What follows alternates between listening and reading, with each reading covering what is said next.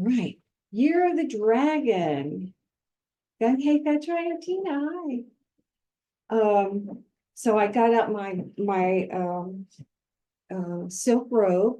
I did not wear my Chong Song, which is the Mandarin dress. Hi, Pat. Come on in. And I may have to take this off because it's warmer today than I thought it was going to be, but you get it for a little bit anyway. So as I was saying earlier, you're going to learn a little Gung Hei, a little Chinese, Gung Hei Fat Choi. And Chinese has kind of a rhythm. So the way I learned to say it is Gung Hei Fat Choi, Gung Hei Fat Choi. Can you say it with me? Gung Hei Fat Choi. Good, good.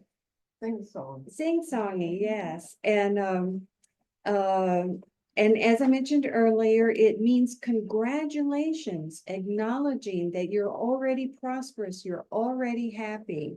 And I just love that. Now, as you enter the front door here, you saw couplets on each side of the door. So one of the first things that we do to celebrate Chinese New Year is to put the couplets out. And so I have some here as well. Don't ask me to say this in Chinese, but in English. Peace wherever you go is the one on the right, and may you be happy and prosperous is the one on the left. One of the things about Chinese New Year is you want to keep your thoughts, your words, your actions positive because it sets the tone for the year. And especially this year with the Year of the Dragon, that's powerful, powerful energy, as you're going to see in a moment. So for those of you who do not know about me, I am a medium, and it's actually the communicating with my father's spirit that started this whole ball rolling for me. And in the board that I have over on the side, and I'll show some of the things that are on the board in the presentation. My ancestors guided me to learn more about the family history and eventually took me to this very small village in China. It just is mind-boggling. So for many years, I've been doing Chinese genealogy. The interesting thing is my father would not talk about his genealogy, his history before he passed. It was only after he passed that he realized I was really sincere. And because I was the one who could communicate with him, that he began answering my questions that I had been asking for years and years and years. Leading up to the genealogy, I had studied Feng Shui. I wanted to know more about my Asian ancestry. So I started studying Feng Shui back way before it became popular. And so I practice a type of Feng Shui. It's more shamanic Feng Shui. I've studied all the different schools, but I like shamanic Feng Shui because being a medium, the energy just starts talking to me. And sometimes it contradicts some of the tenets of the other schools. So when that happens, I have to go with what I know, what I pick up. And besides the mediumship, regression therapy, I thought I was going to be talking today about spirit releasement technique, but because the date landed on Chinese New Year, I said, no, can't talk about that today. We got to keep the energy upbeat. And so another time I'll do that. But I've trained in spirit releasement. Some people think of it as depossession. That's a misconception. And then this month, I'm also quantum consciousness training.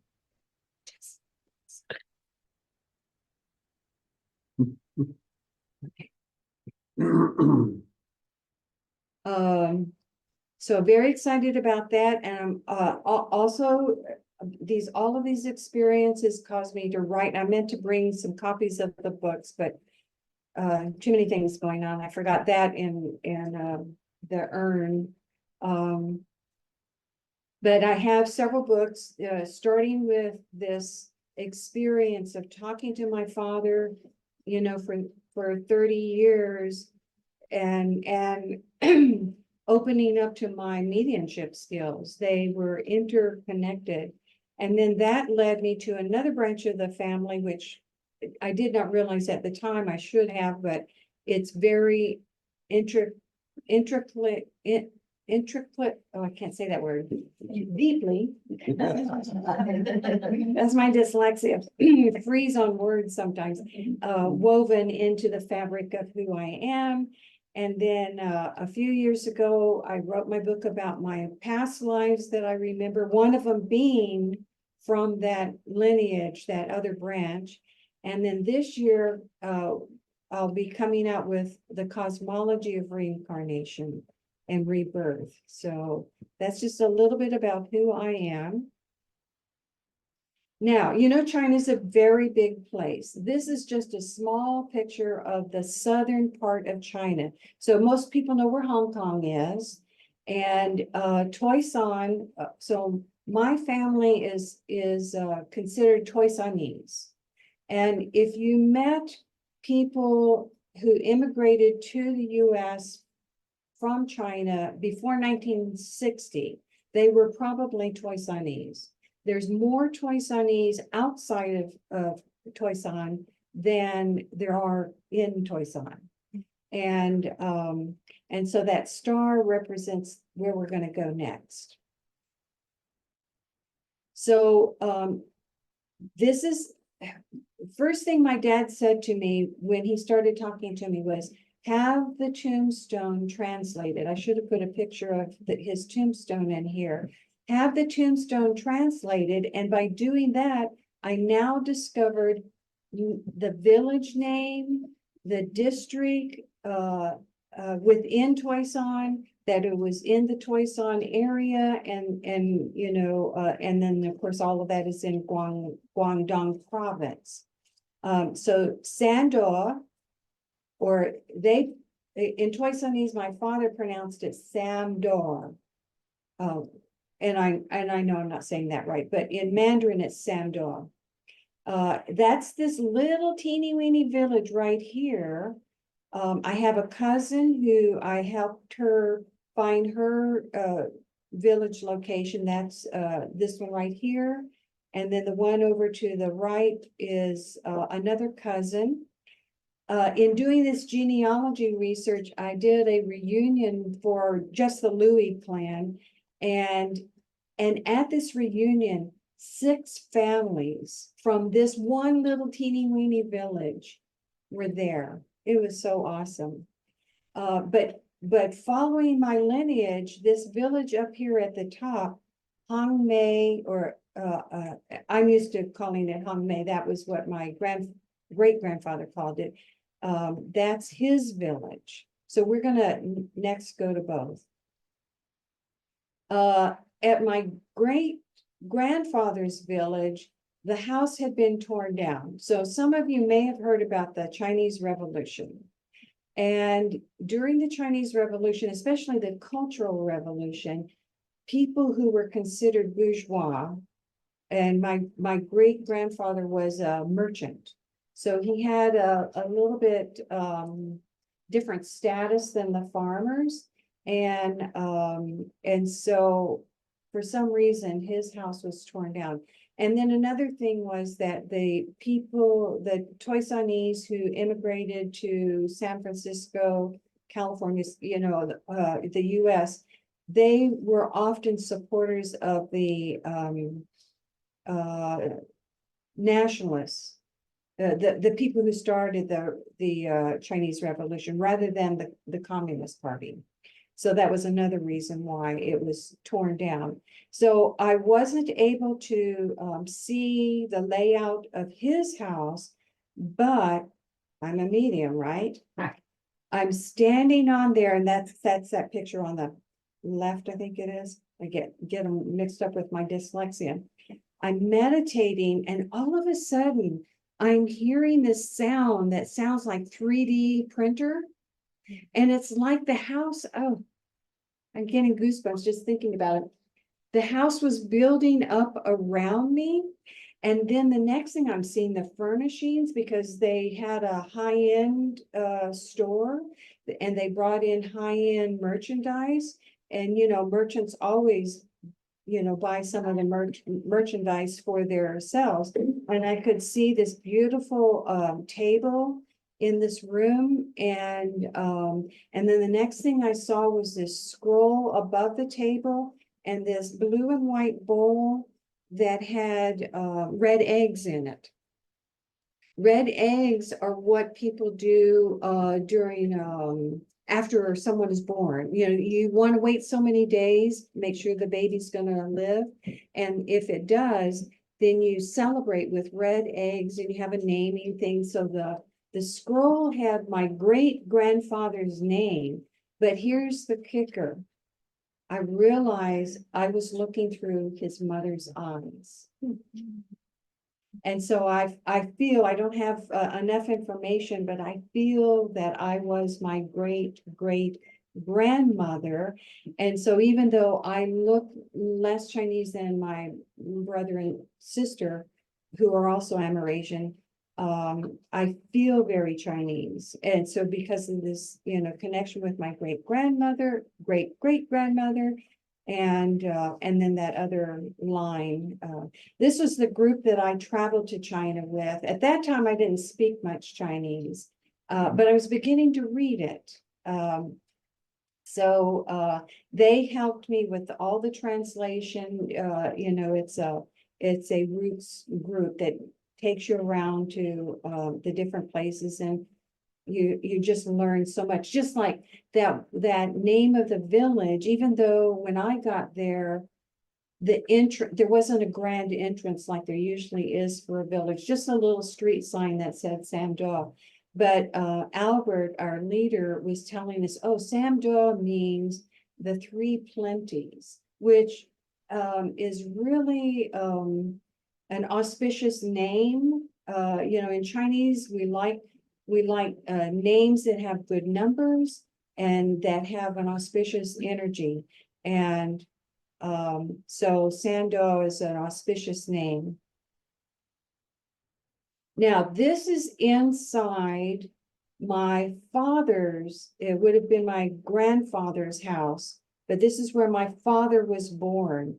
And I brought the model that I made with the help of my granddaughter. It's over there on the chair. But this is what it actually looked like. This is on a loft area. Every Chinese house has multiple altars, but this is the main family altar. You actually have to climb up a ladder to get to it. And then you can't see it here, but I enlarged this. This little thing right here, these two things right here, these are what are called the family tablets. And so I can tell that, if I can see the numbers here, this is generation 19 and generation 20 tablet in my specific lineage. I'm generation 24, to kind of give you a clue to that. And so in the Chinese belief, our spirit is not just contained in our bodies, that part of our spirit is in the astral realm, and part of it is with oneness. But when a person passes, a part of their spirit is, so say they have a tombstone, a part of their spirit stays with their tombstone, a part of their spirit stays with this tablet in the family altar, and then another part goes to so in the Buddhist culture, there's many heavens and many hells. And when I first no, can't talk about that, not today anyway. I'll mention that later, another time. So this is a peek at my family's house. Now, so I made a sort of a little altar for the main figures that I'm aware of, and so even you can read this. Two 10s and 3. This is my dad was my uncle, generation 23. That little sign means generation. My father, this was my father when about the time my mother met him, so in the 40s. And he's generation 23. My grand uncle, my grandfather, generation 22. My great grandfather, generation 21. So he's the one that, remember I said that red egg ceremony, and the name, his name was Louis Fa. And that's in Toisanese. It would not sound the same in Mandarin. And then I put her in there. I tell you, my ancestors really niggled me to include, every one of them, including my Caucasian ancestors. So I had to put my mother, my maternal grandmother, my daughter's father-in-law, my father's common-law wife, my grandmother. I had to include all of them in the chart over there. They were coming after me and making sure that they were included. So I'm happy to do that. This is what an ancestral portrait would look like. And this is actually one of the branches of my family tree. So this is the progenitor. So the progenitor is the first one in that branch. His name was Lei Fada. He was the first of 8 generations of Chinese imperial architects. They were involved with building the Forbidden City, some buildings at the Temple of Heaven, several mausoleums, and my favorite was the Summer Palace. So they have more buildings that are listed in the World Heritage Sites in China than anybody else. Okay, now for Chinese New Year, I have to give you the history because part of what we're doing today is honoring our ancestors. It's sort of like a month-long celebration. In China, if we were in China, you would be seeing, if you'd been, there for the last 2 weeks, you'd be seeing people traveling, shopping, loading up, trying to get back to their family villages. So it's the greatest thing to go back to your family village, your paternal family village predominantly, and to honor your ancestors. But Chinese New Year is one of the times that you're also allowed to go to your maternal family villages to honor that side of the family as well. So cleaning your house, getting it all ready, doing the shopping. So putting up the couplets, as I mentioned before. New Year's Eve, it's very common to have a many family reunions. We started ours in my family here mid-January because my grandson's at college right now. And you may have seen red envelopes, and I have some tucked in the oranges over there. Red envelopes is how you give gifts. Instead of like Christmas stuff, you give gifts. So I'll never forget. That's one of the few things I remember about Chinese New Year. The tower of oranges and the red envelopes stuck in the red oranges. And you have to be respectful and everything. And then the elder gives the children the red envelope. And the first thing you do is you feel it. Oh, it's hard. Only get a coin. Okay. But if it's not hard, it's soft. Oh man, big money. And kids are still like that today. And then of course, staying up late. And if you're in an Asian country, Uh, don't be surprised if Chinese New Year, you have fireworks all night long. And that happened for me when I was in Honolulu in 1969, I think it was. No, or maybe 1970. Yeah, fireworks all night long, no sleep that night. And then here we are on February 10th this year. Oh, and I forgot to mention that it is a lunar event. So the date changes every year. If your birthday is in January or February, you need to get one of the calendars that shows you the breakoff date. I made copies of those breakoff dates with all the animals, and also it includes the elements. So you want to know which element you are. That has as much to do with whether this is an auspicious year for you as the animal does. So you can look that up, and I'll post that on our Facebook page sometime later today. So days 2 and 7, visiting your relatives, visiting your friends. The elders take the red envelopes, give them to the unmarried children, and so everybody loves the visits. Day 8 is going back to work for some, not everybody. Some people like to milk it all the way to the end. And day 15, it ends with the Lantern Festival and eating sweet dumplings. Oh, I thought I could remember how to pronounce that, but I can't.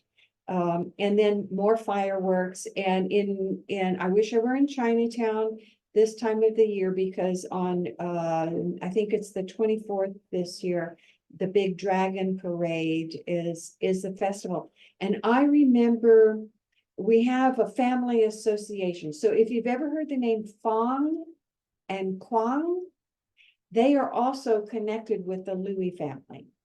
So we have this family association. They're in multiple cities, but there's a really big one in San Francisco called Louie Feng Kwang Clan Association, or the other name for it, Suyin Association. And I remember going up, it has balconies that look over Grant Avenue. And so it's really fun, you know, to be on the balcony and look out down on the Chinese New Year parade. And so my other really wonderful memory from my childhood is going to Chinese banquet at one of the cousins had this restaurant called Louie's of Grant Avenue, and it's no longer there, but it was so much fun to go to the banquet there. And so those two villages that I showed you are the one on the left belonged to the cousin who owned that restaurant, Louie's on Grant Avenue, and the one on the right belonged to another family member who I accidentally, you know, this is how these ancestors work, accidentally met this other cousin at the National Archives. And so we've been connected ever since. So I've been connecting with cousins through my genealogy research, but not in the typical way, not on what's that, ancestry.com. The ancestors have been orchestrating this. So this is one of the reasons why we honor our ancestors. You know, there's key days where you honor your ancestors, and part of the concept of honoring your ancestors is sitting with them, talking about them, sharing, you know, your joys, wishing them, you know, much joy wherever they are, and even sharing your dreams about what it is that you want to do, and, you know, asking them, is there anything that you can do to help me with this? And they do. If it's meant to, that they will. Sometimes it takes a little while. So food is the big thing for Chinese New Year. But one of the cool things about the foods for New Year is a lot of times the sound of the name of the food also sounds like fish, and pardon my pronunciations, but I don't think anybody here is going to correct me. The word for fish, you, sounds like the word for prosperity. Dumplings relate to wealth. They like a lot of wealth. There's that word, tang yuan, for the sweet dumplings.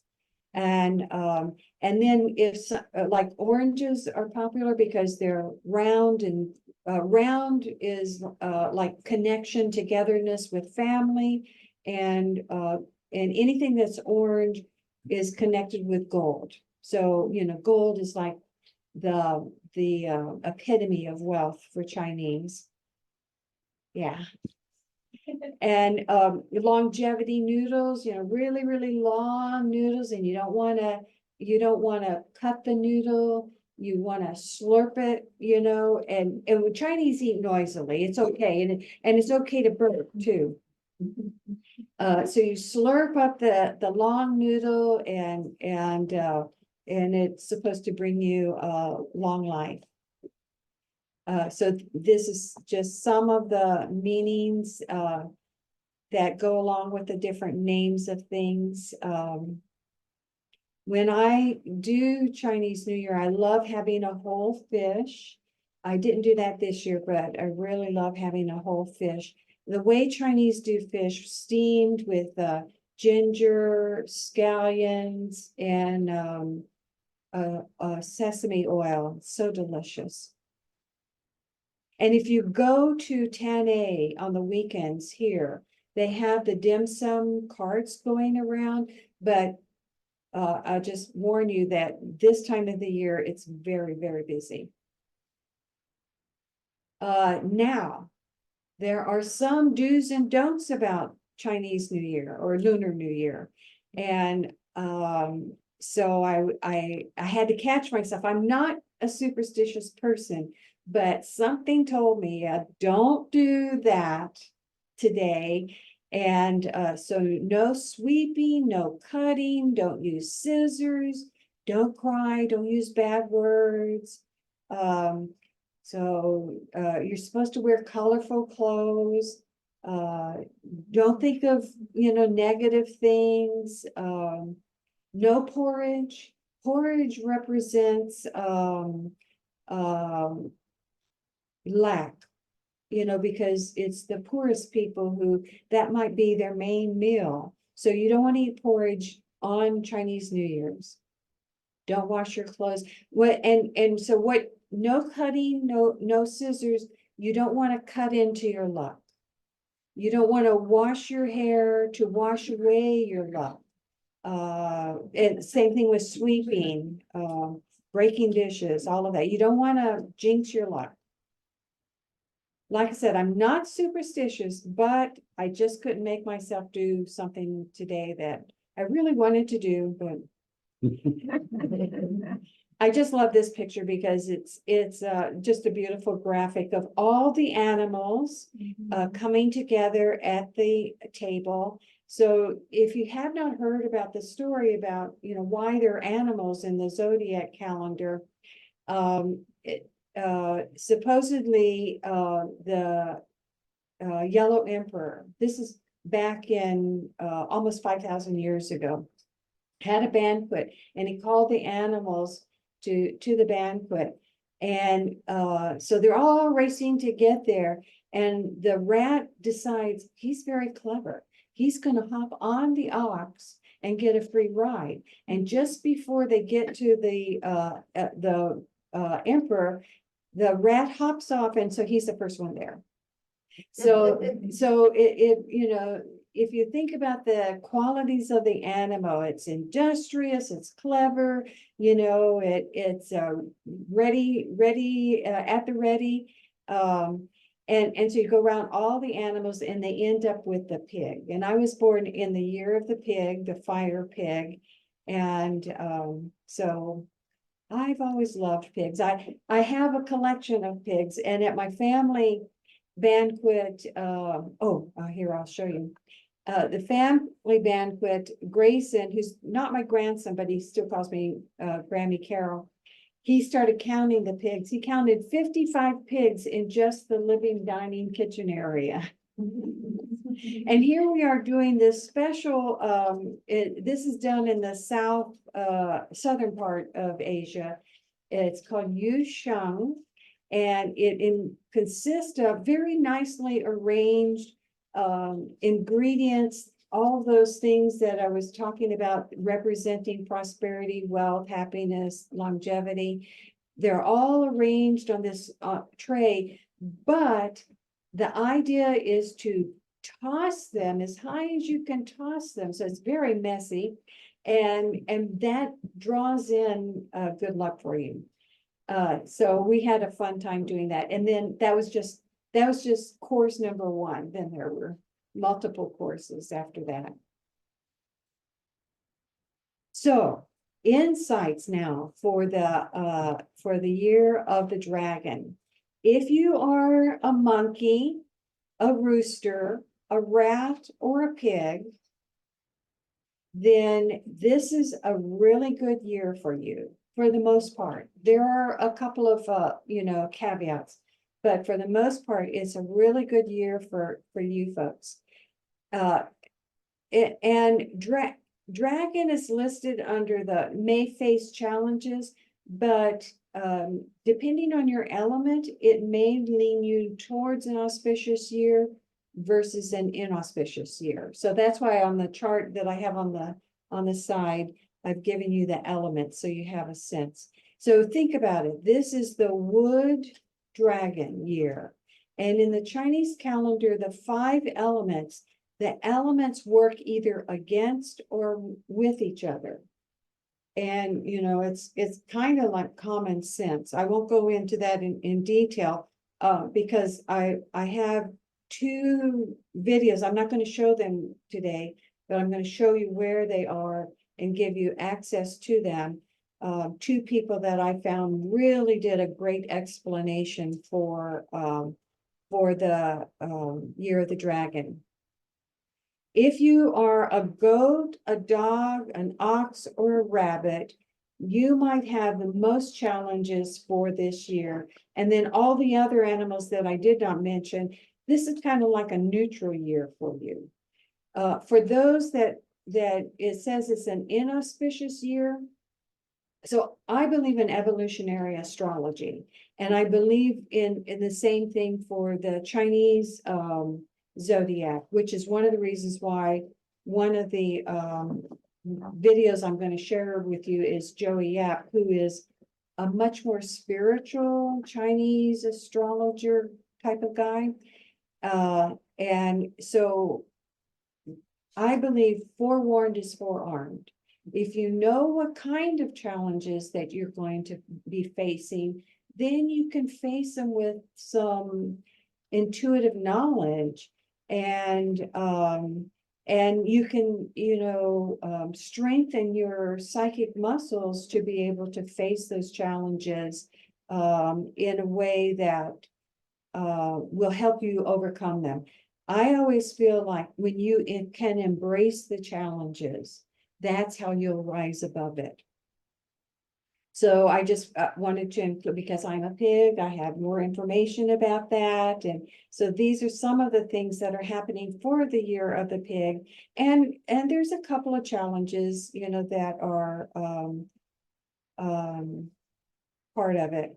But overall, as I was, studying all of the different people that I follow about this type of stuff, for the Eastern calendar as well as the Western calendar, this Pluto moving into Aquarius is huge. So it started on January 20th. And the key message about it is to let go of old thinking. We are here to evolve.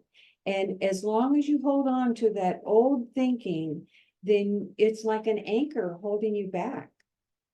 So in Chinese, we have this word for chaos. I can't remember how to say the word in Chinese, but the word for chaos not only means challenges, but it also means opportunity. And how many times do we look at a challenge and we go, oh no, not that again?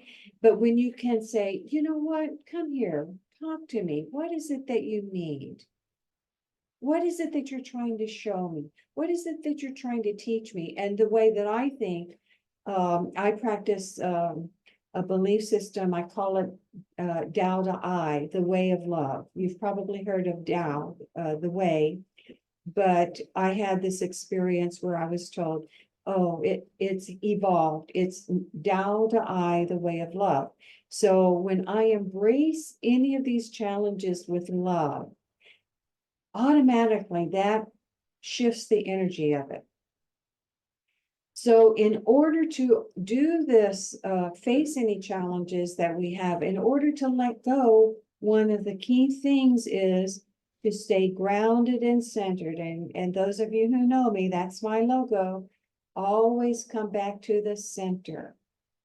If you cannot think of anything else to do, then just get centered.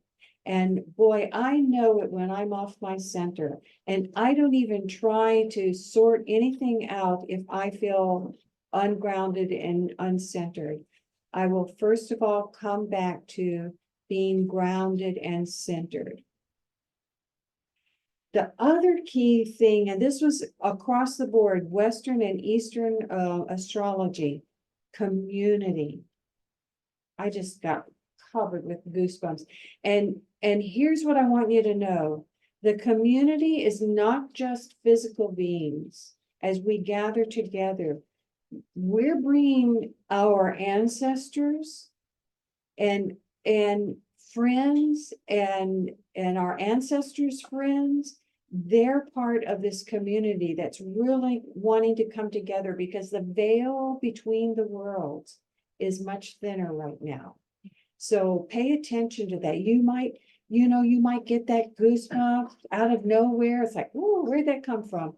And somebody's, trying to get your attention. All of this is about evolving our individual selves. As we evolve our individual selves, we're evolving the collective consciousness, and that has affects the quantum field. The morphogenetic field, as Rupert Sheldrake likes to say.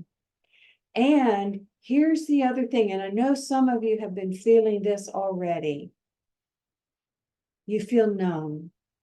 You feel like I can't do anything. I just need to sit and be quiet. I don't want to be around people. Something's happening and I don't know what it is. You're getting a download. The download is an upgrade. Something that you have done has opened a portal for you to receive this upgrade. Just like we, get these updates on our computer, we're getting updates on our consciousness all the time because of all of these things that we're, especially, as spiritual beings having the human experience, the more conscious we can be about it, the more that we get those downloads. So here's what you do when you feel that. Take care of yourself. How often do we push ourselves to take care of others and forget to take care of ourselves? This is a real message. Take care of yourself first. It's like, on the airplane, you put your mask on first, then you take care of your children. And in life, we need to practice this more and more. The other huge thing, which is one of the reasons why I was guided to do the makeshift altar, they said, you don't have to do anything fancy. I thought, okay, do I need to draw out the altar like they have it in the family? No, they said, no, your intention is greater than the form. But the reason why it was so important to bring this out today was because this is a huge time of transformation intergenerationally. And Lisa's going to be doing a program later this year about intergenerational family healing, but we're planting the seeds for that today. Did you have a question, Martin? Okay. So and this is not just family, you know, like I'm Chinese, I connect with the Chinese culture. I'm American, I connect with the American culture. But the age of Aquarius is showing us, and actually my genealogy research showed this to me even before all of this, you know, age of Aquarius stuff was coming about, that we're all family. We all come from the source. Just like my progenitor for the Toison family, the Yang family, our collective progenitor is the source. We are all children from the source. And so we're all family. And though we chose to embody different cultures, different countries, we're all connected. It's that unity within the diversity, or the diversity within the unity, however you want to say it. And I already said that the veil between the worlds is thin. One of the things that the spirits from the other side have been saying to me is that, you know, we're having awakenings also. And I would tell you what my dad's awakening was, but I can't talk about that today, so another time. My dad had awakening on the other side. My mother had an awakening on the other side. My mother was Caucasian and you know, she was Christian, but she also had an awakening on the other side. And so many spirits that I work with, you know, tell me that, oh, if I'd only known. And I tell them it's never too late. Time is just a construct. And we have many opportunities, as many lifetimes as you need. But for those of us who are here in this physical world, the more that we can get accomplished about our spiritual journey in this physical life, including the healing work, the more that we will go into our transition, what some people call death. I like to call it transition, crossing over, or rite of passage. As we live consciously, we will meet that moment, and it will be like in the movie Cloud Atlas. She says, it's like opening a door and stepping through a threshold into another world. I love that scene. That's so beautiful. Yeah. And just a little NPW. What does that stand for? Non-physical world.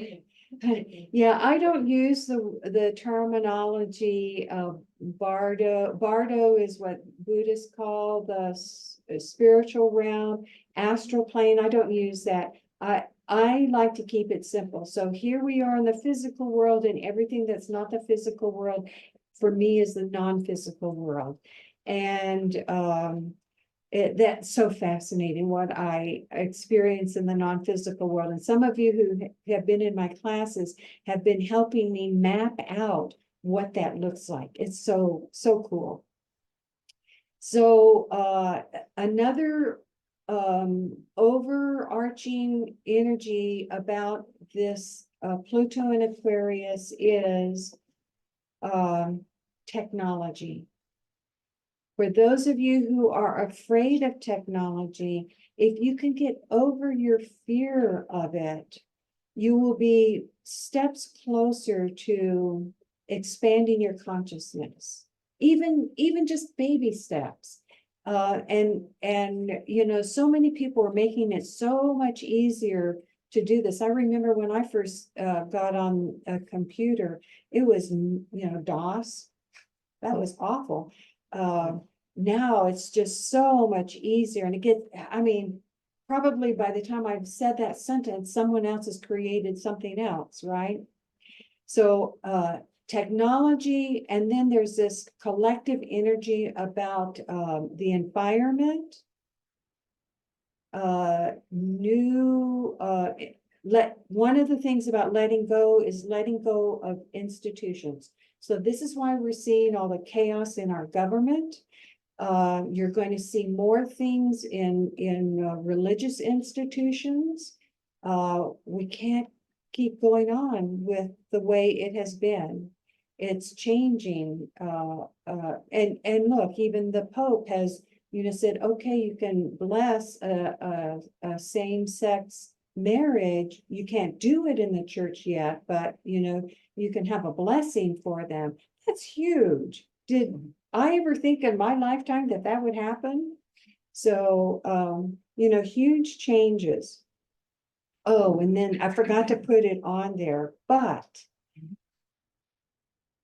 now is a huge time to be able to connect with, guess who? Huh? Ancestors?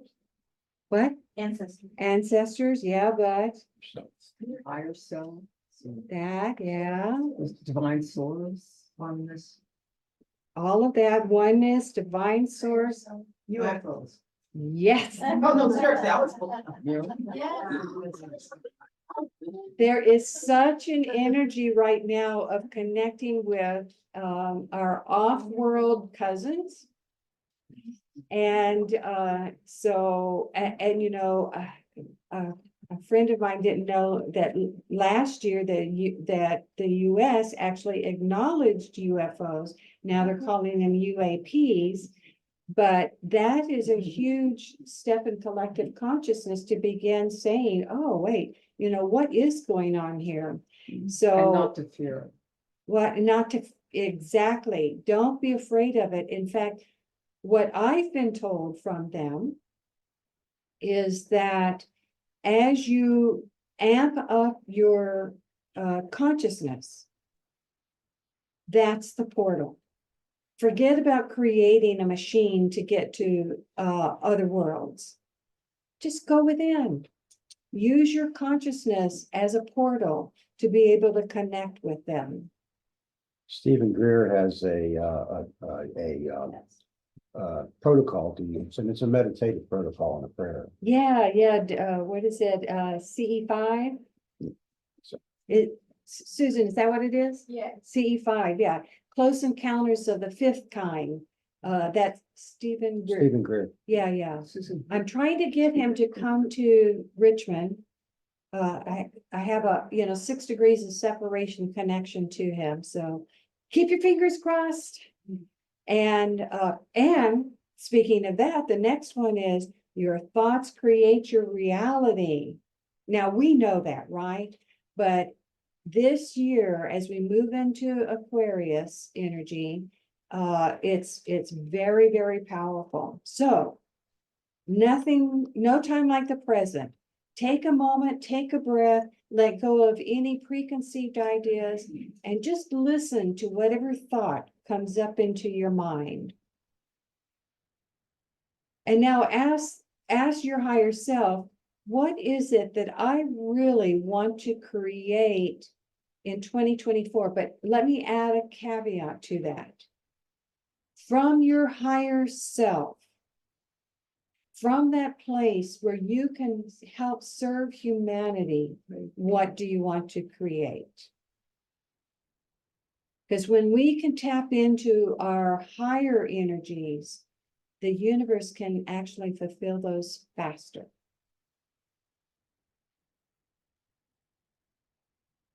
Now hold that thought in unconditional love.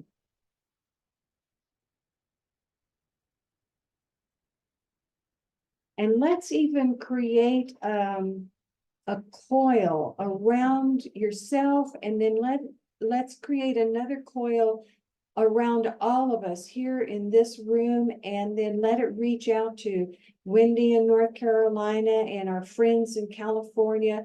And hey, let's just be really generous. Let's let it reach all around the world to our brothers and sisters in Gaza, in Ukraine, in all of these places that are experiencing challenges.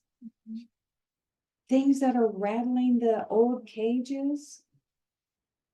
I'd like to add, don't forget the animals.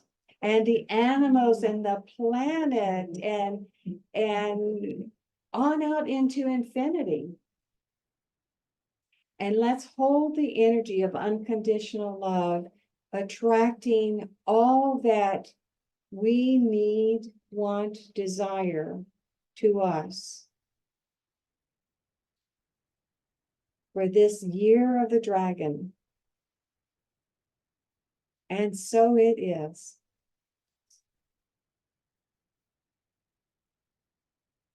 So for you, those of you who are online, this is the chart that I've been referring to here, and we'll post this on our Facebook page, so don't worry about taking notes right now.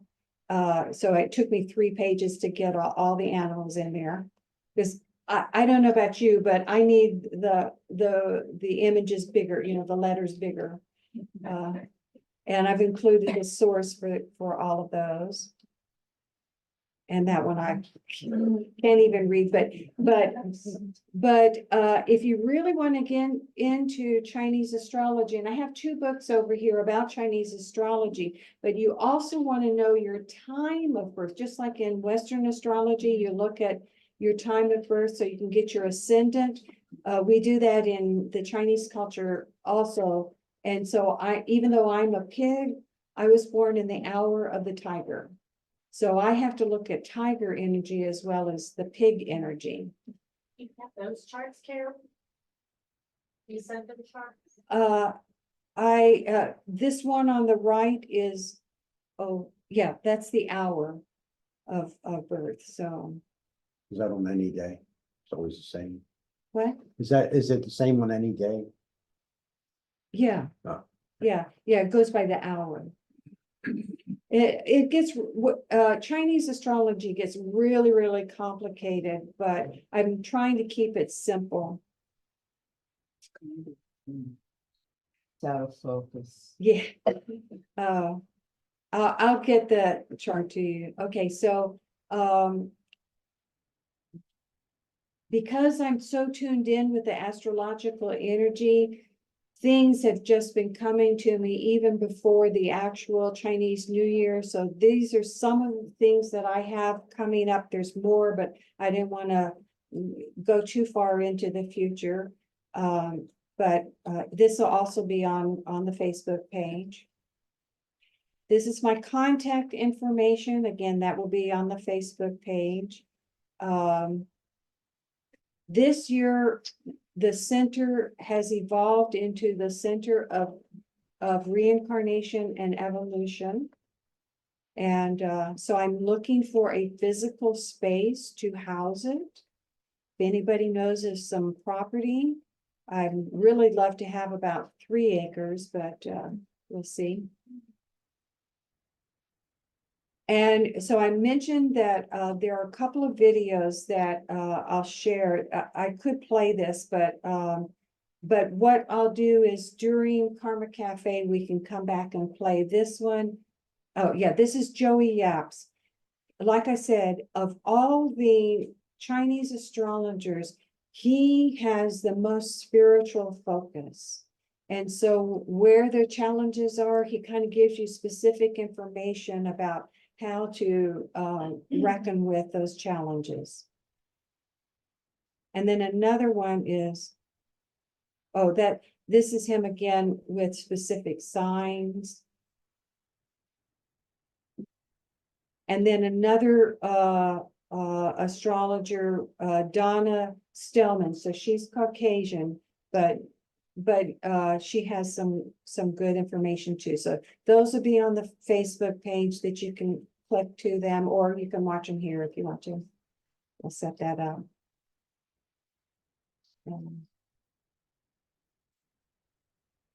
And there we are.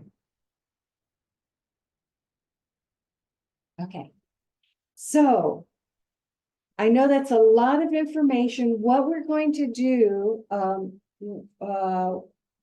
Pin your picture up there. Oh, thank you.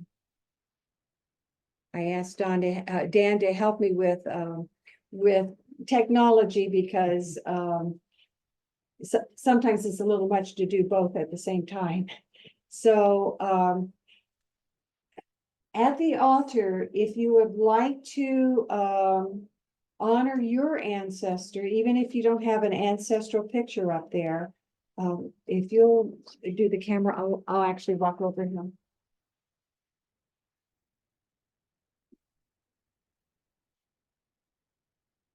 So this is Chinese incense. Okay. This is Chinese incense. You hold it with respect. And so this is the gold in is the burning in. And I forgot my urn. So I borrowed a candle that is soft enough. I think we can stick the sticks in there. And so you bow 3 times if you choose.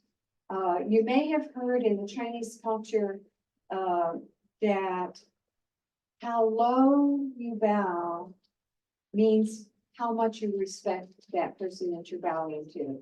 And of course, the most auspicious bow is called a full prostrate.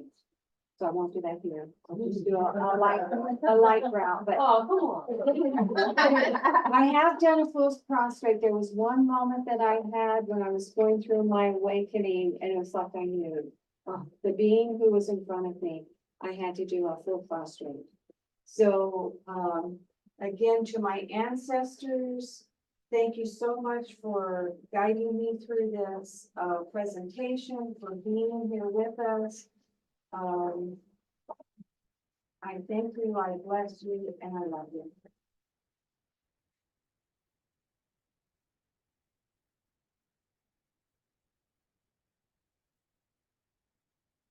I forgot to put the tea in, but I will come back and do tea in a moment.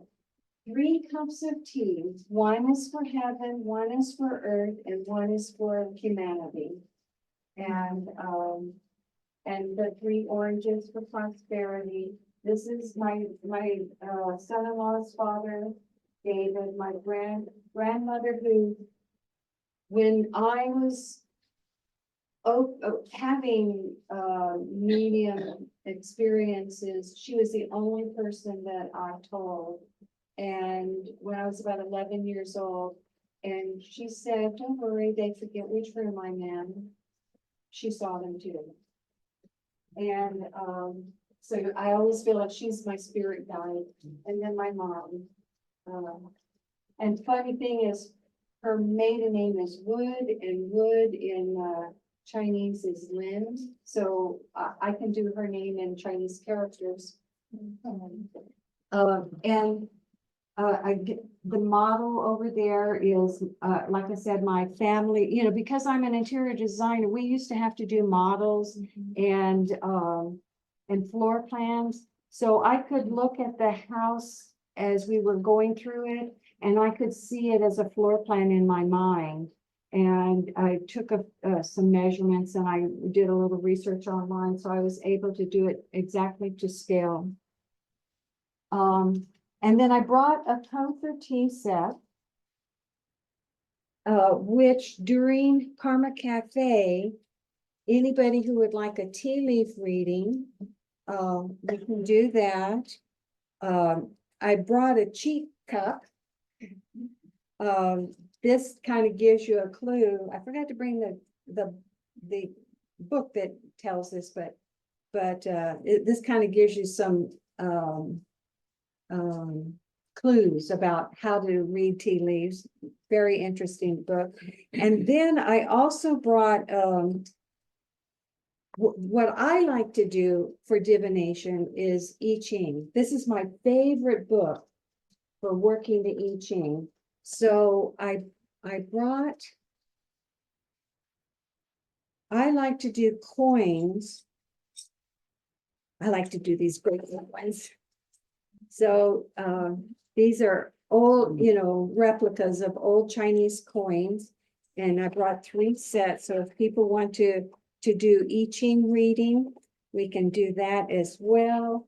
And like I said, I brought 2 books about Chinese astrology. If you want to do a little bit deeper dive into the energy of your animal for this year, we can do that. And then there's other books here about I Ching, but like I said, this is my all-time favorite. And so I can show you how we do that. And I think that's everything.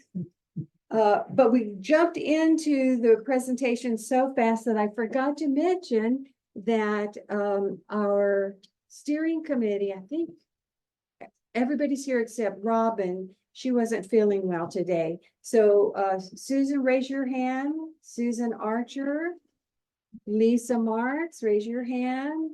Terry McDowell is here, and Dan. And I don't know, I didn't check to see if Robin was able to get on line or not, but we send her lots of love as she's healing. I have to ask this question. Yes, Why are there so many Taiwanese, Toy Toisanese. people here? What made them come to the United States? That's a great question. Toisanese are daring. You know, they were far enough away from Beijing that even though there was an edict about not leaving China without permission from the emperor, they did it anyway. Now, one of the reasons why they did it, if you look at the history in the 1800s in Toisan in Guangdong, the province of Guangdong, there were famines, there were epidemics, there were invasions, a lot of things that were really hurting the economy. And so they looked for ways that they could help support their families. And like my great-grandfather, the records show that he came, you know, you traveled by boats back then, and he came, but he wasn't in steerage. He had like a second-class suite. And so what that says to me, and I haven't been able to discover this yet, is somebody before him paved the way for him to be able to come with that status. And not only that, but when he got here, he automatically became a partner in our family business. And on the lower right-hand side of the board, you'll see the old picture of the family business and the new picture of the family business. It is still there. The building is still there. It's now being, it was just sold recently, and it's now going to be the center, Chinese Cultural Center. So excited about that. I can't wait to go back and see what they do to it. And, but my great-great-grandfather came. Now, mind you, he paid $1,500 to be a partner in this business in 1881. A lot of money. If you equate that, and I have it in my records, how much that would be in today's dollar is a lot of money. And there were, I think there were like 15 partners in that business. And so they had all this money in the Bank of China in San Francisco. So, but my great-great-grandfather went back and forth 12 times. So again, you know, I've only been to China 3 times, but he went back and forth 12 times. And in part, one of the things they want to do is, you know, they're checking on the businesses there to make sure that, you know, it is import-export type of thing. And so they're checking on businesses there, going back and making more children. Did he bring his wife with him? No, no. The only one that brought his wife was my grand uncle. So that's why I included his wife and children, and those children were born in the United States. Back in the day, it was illegal to bring wives in the early time. And you know, the fact that my great grandfather came in 1881, that was 1 year before the Chinese Exclusion Act of 1882. The Chinese were the only race that was legally excluded from the United States. And that was not repealed until, I think around the 40s, but that was partial, and then later in the 60s. We didn't have the Chinese did not have the right to vote. Even my mother, if my mother had legally married my father, she would have lost her citizenship. So, you know, there's a lot of things that these are part of the reasons why my father would not talk about the heritage while he was still, you know, living in the physical world. Oh, wait a minute, let's see. Maybe a question here.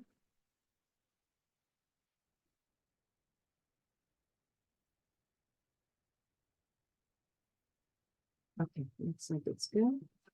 Anybody else have a question? Thank you for letting me share my family story and customs. Did you have a I question? just had a comment. I heard or learned that when they were building the American railroads, they were built by the Irish and the Chinese. The Chinese started in the West and the Irish started in the East and then Africa. Yes. So the Chinese have been in this country for, you know, Yeah, hundreds of years. Yeah. Treated them to, exactly.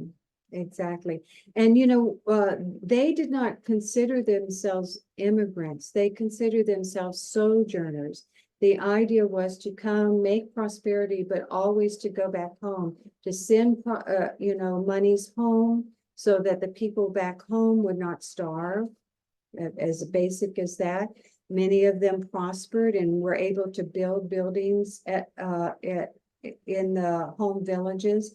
In my other presentation, there's an ancestral hall in Sandoa village, and a lot of that was built by contributions from they call us overseas Chinese. Yeah. Getting back to the Chinese zodiac symbols, the animals. I think you might have, did you tell me that that every 12 years it changes? Yes, there's 12 animals. Each year is a different animal. So if, for instance, I'm a pig and Suzanne's a pig, but I know we're different elements because she's much younger than I am.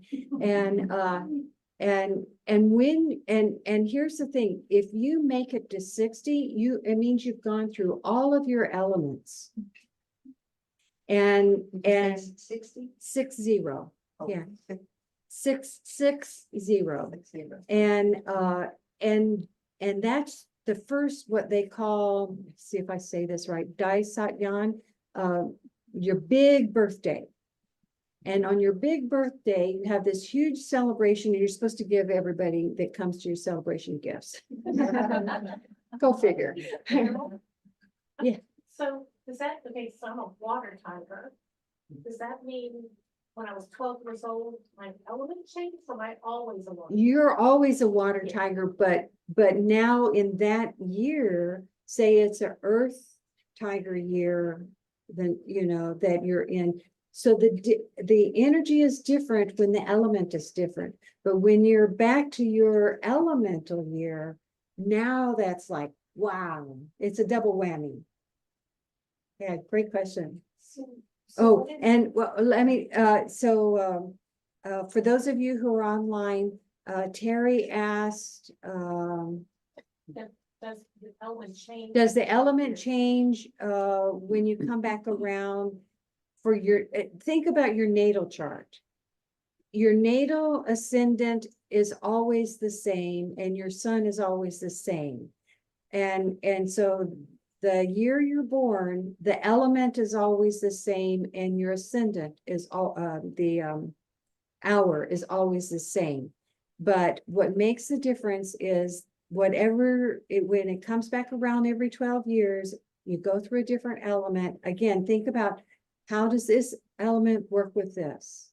You know, water affects metal in a negative way. Water affects wood, fire in a negative way.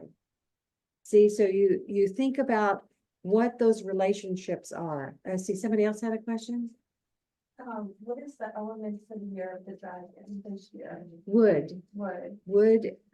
dragon. I have a question related to that actually. And so you said it was gonna be a difficult year for dragons, but what if you're a wood dragon? Oh, that's okay. Okay. Yeah, that's really good. What was the question? If you're a wood dragon, in the year of the wood dragon, that's a really good thing. So you're 60? Yeah. Well, I mean, I'm not yet. This is your 60th year? All right. I'm a wood All right. Invite me to your party. dragon. Maybe give them gifts. What about the water? Was, how long was that passage from, California to China back there? Months. Yeah, yeah, because they stopped in Hong Kong. Sometimes they stopped in Hawaii, sometimes they stopped in Japan, so it just depends. And I have all of those records. One of the positive things that came out of the persecution that Chinese had back in the day was they asked them all of these questions. It was like an interrogation. If you ever get to go out to Angel Island in San Francisco, it's such an amazing tour. You might even feel the ancestors there.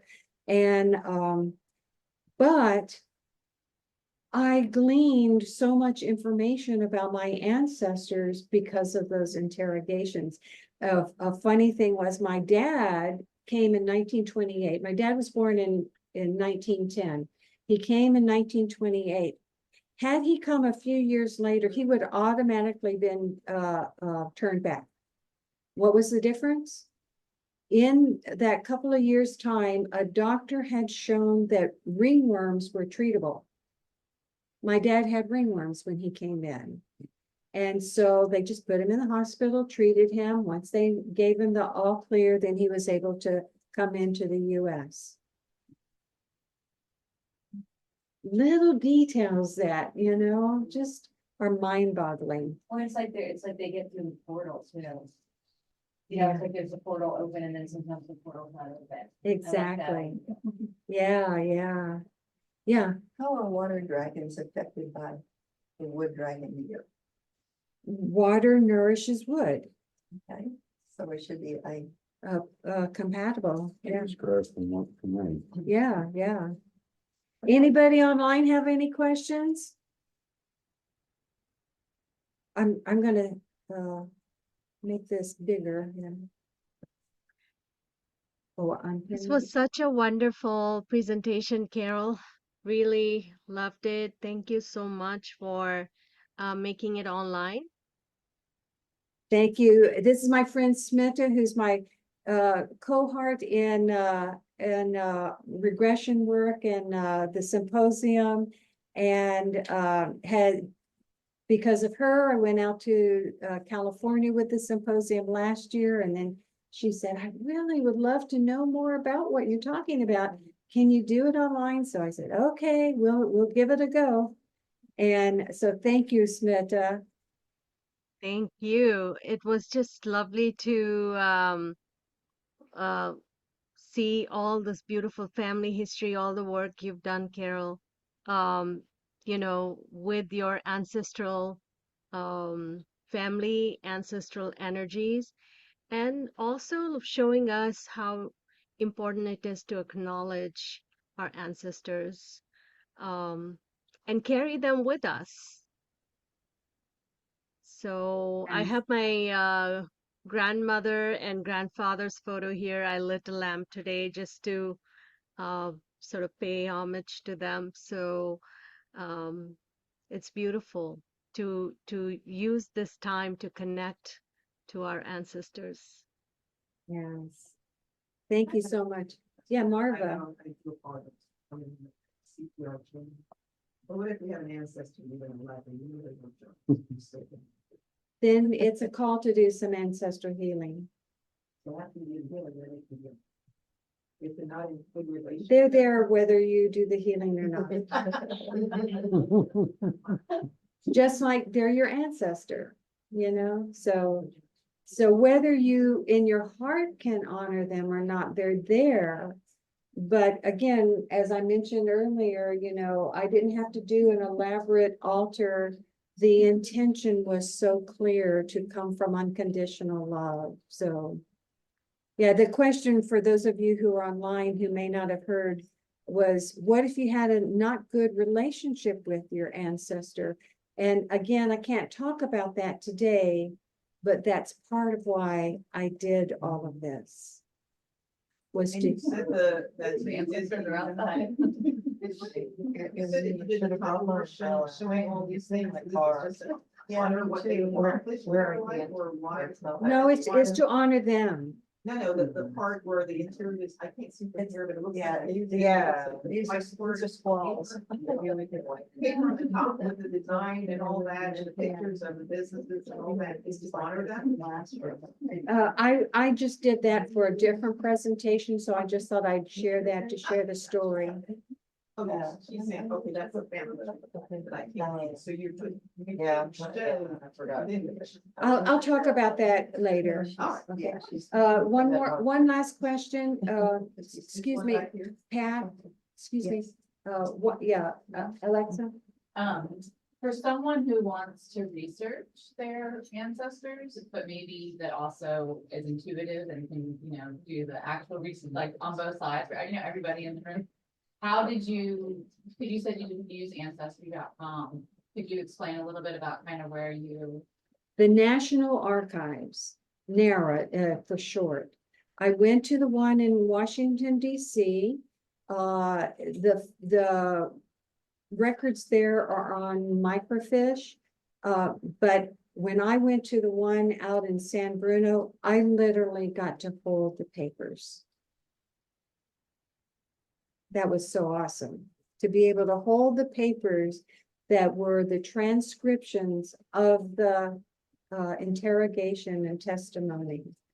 And so National Archives, if you know when your ancestor came, approximately, it doesn't have to be exact, you can, you know, get access to that information. The further back, it's easier. There's complications when it's closer up. You have to go through a different department, the immigration records, rather than the archives. Do you physically have to go there to do it, or? No, you can do it online. Yeah, but I wanted to physically go there. So, did you have another question, Smita? Yeah, my question was, Carol, how long is the festival celebrated? Through next Saturday is the 24th. No, am I right? It's through the 24th. Okay, so whatever- about 2 weeks. 2 more weeks. Yeah. Yeah. I usually think of it as a month-long celebration. So